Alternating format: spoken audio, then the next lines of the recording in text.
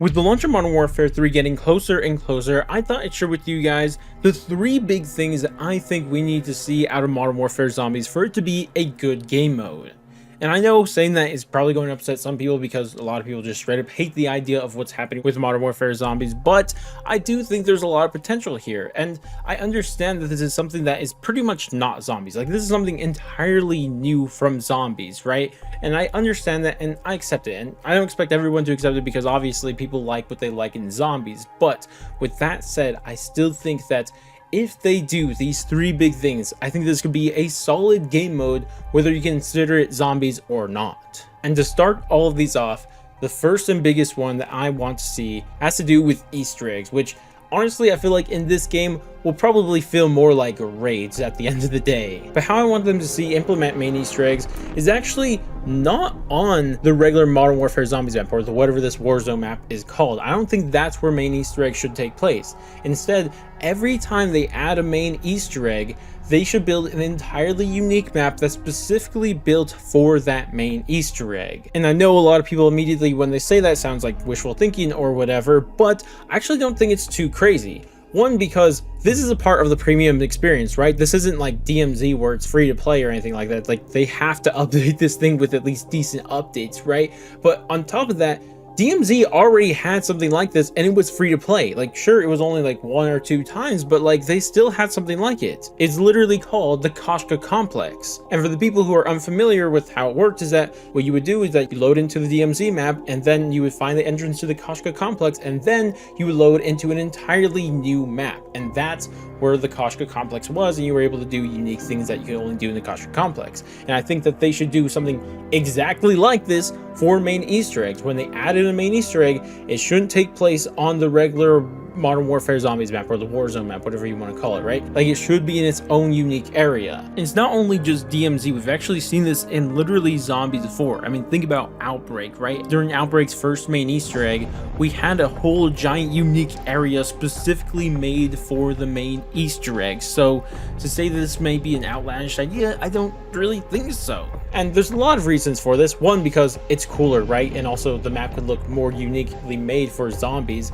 But on top of that, I think there's just like kind of a fundamental reason for this, because keep in mind, when you hunt for main Easter eggs, at least assuming that you still have to hunt for them and they're not going to be baby fed to us, like normally when that happens, even for the easier Easter eggs, they take hours to be, solved. So that's a problem when the regular game mode only lets you play a match for an hour max. And like, imagine how annoying it is if you're hunting for an Easter egg for hours upon hours, but every single hour you have to restart your game and you have to build yourself back up to right where you were every single game. Like, imagine how much of a time waste and how much of a pain the Easter eggs will be to solve in that way. But if you have these own unique areas that are specifically made for the Easter eggs, then you don't have to have that timer. And on top of that, it could have things that you won't see in Modern Warfare Zombies regular map, but things that you see in regular zombies maps for that. Maybe you have wall buys now that you slowly open this entire unique map that's specifically made for the Easter egg. And maybe it doesn't only have to be for the main Easter egg, you just try to survive there too.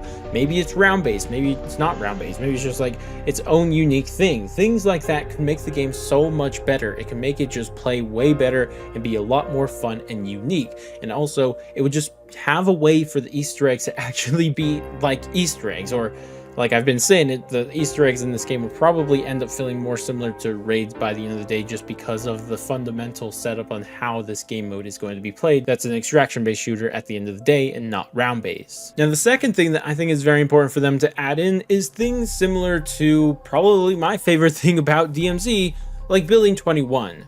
Like, the Building 21 was a cool idea, right? It's just an area that you go that is very heavily guarded, it's pretty difficult, and you have to go in with good loot already. You can't go in there naked and then expect to get all the good loot that's in there. Like, sure, there's high valuable loot in there, but the only way to get it is if you go in with pretty good loot and risk that loot by, of course, dying and bleeding out and losing it in order to get that better loot on top of that.